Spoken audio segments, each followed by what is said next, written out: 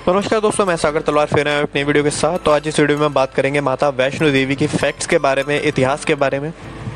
तो अगर आप चैनल पर नए हैं तो चैनल को सब्सक्राइब कर लें, बेल आइकन भी दबा लें ताकि अपकमिंग वीडियोस की जानकारी आपको मिल सके। तो दोस्तों, मान्यता है कि माता वैष्णो देवी ने त्रेता युग में माता पार्वती, सरस्वती और लक्ष्मी के रूप में मानव जाति के कल्याण के लिए एक सुंदर राजकुमारी का अवतार लिया था। उन्होंने त्रिकुटा पर्वत पर तपस्या की थी। बाद में उनका शरीर 3 दिव्य ऊर्जाओं महाकाली, महालक्ष्मी और महासरस्वती के सक्षम रूप में विलीन हो गया था। तो दोस्तों, वैष्णो देवी का विश्व प्रसिद्ध और प्राचीन मंदिर भारतीय राज्य जम्मू और कश्मीर के जम्मू क्षेत्र में कटरा नगर के समीप की पहाड़ियों पर स्थित है। इन पहाड़ियों को त्रिकुटा पहाड़ी भी कहते हैं। यहीं पर लगभग 5200 फीट की ऊंचाई पर स्थित है माता रानी का मंदिर। यह भारत में तिरुमला वेंकटेश्वर मंदिर के बाद दूसरा सर्वाधिक देखा जाने वाला धार्मिक स्थल माना जाता है।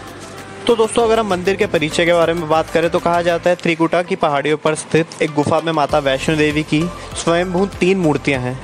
देवी काली की मूर्ति जो कि दाएं तरफ है, देवी सरस्वती की मूर्ति जो कि बाएं तरफ है और माता लक्ष्मी की मूर्ति जो कि बीच में है। पिंडी के रूप में गुफा में विराजित है।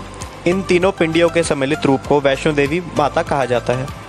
इस स्थान को माता का भवन भी कहा जाता है। पवित्र गुफा की लंबाई लगभग 98 फीट है। इस गुफा में बड़ा चबूतरा बना हुआ है। इस चबूतरे पर माता का आसन है जहां देवी त्रिकुटा अपनी माताओं के साथ विराजमान रहती हैं। तो दोस्तों, भवन वह स्थान है जहां माता ने भैरवनाथ का वध किया था। प्राचीन गुफा के समक्ष भैरव का शरीर मौजूद है और उनका सर उड़कर 3 किलोमीटर दूर भैरव घाटी में चला गया था। जिस स्थान पर सिर गिरा, आज उस स्थान को भैरव मंदिर कहा जाता है। कटरा से ही वैष्णो देवी की पैदल चढ़ाई शुरू होती है जो भवन तक तकरीबन 13 किलोमीटर है और भैरव मंदिर तक तकरीबन 14.5 किलोमीटर है। तो दोस्तों, अगर हम मंदिर की पुरानी कथाओं के बारे में बात करें तो कहा जाता है मंदिर के संबंध में कई तरह की कथाएं प्रचलित हैं।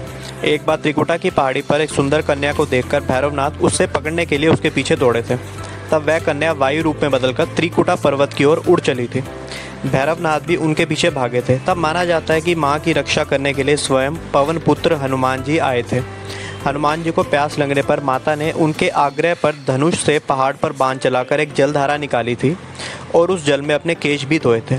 फिर वहीं एक गुफा में प्रवेश कर माता ने 9 महीने तक तपस्या करी थी और हनुमान जी ने 9 महीने तक उस गुफा के बाहर पहरा भी दिया था।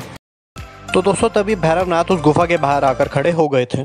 उस दौरान एक साधु ने भैरवनाथ से कहा कि तू जिसे एक कन्या समझ रहा है वह आदि शक्ति जगदम्बा है, इसलिए उस माँ शक्ति का पीछा छोड़ दे। भैरवनाथ ने साधु की बात नहीं मानी। तब माता गुफा की दूसरी ओर से मार्ग बनाकर बाहर निकली थी। यह गुफा आज भी अर्धकुंवारी या आदि कुमारी या गरजून के नाम से जानी जाती है। अर्धकुंवारी के पहले माता की चरण पादुका भी हैं।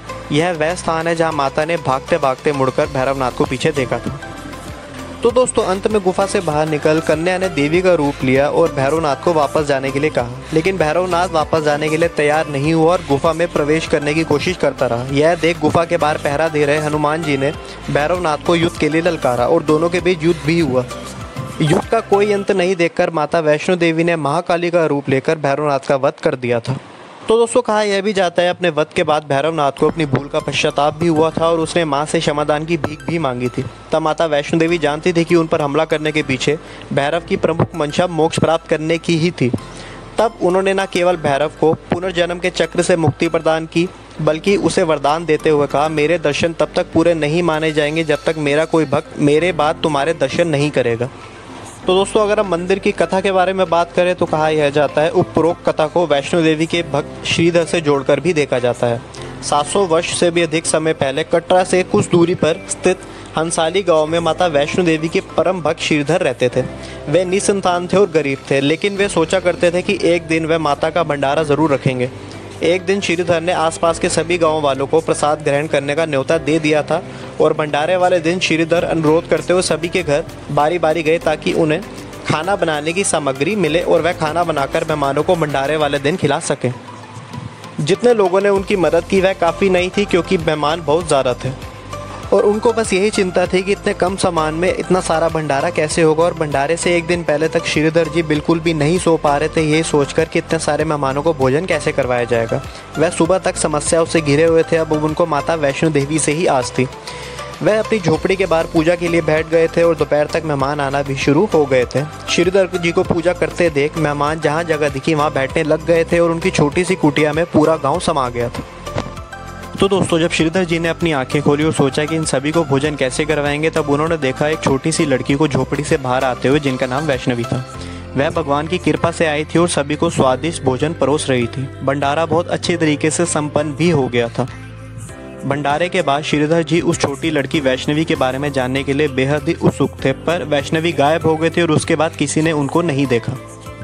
बहुत दिनों के बाद श्रीधर जी को उस छोटी सी लड़की का सपना आया। उसमें स्पष्ट हुआ कि वह खुद माता वैष्णो देवी ही थी। माता रानी के रूप में आई लड़की ने उन्हें गुफा के बारे में बताया और 4 बेटों के वरदान के साथ उन्हें आशीर्वाद भी दिया। उसके बाद श्रीधर जी एक बार फिर खुश हो गए और माता वैष्णो देवी की गुफा की तलाश की ओर निकल पड़े। कुछ दिनों बाद उन्हें गुफा मिल गई, तभी से वहां पर माता के दर्शन के लिए श्रद्धालु जाने लगे। तो दोस्तों इस वीडियो को यहीं पर ख़त्म करते हैं। अगर वीडियो अच्छी लगी हो तो वीडियो को लाइक, कमेंट एंड शेयर करना, चैनल को सब्सक्राइब करना। सो मिलते हैं नेक्स्ट वीडियो में, तब तक के लिए bye bye. Thank you for watching.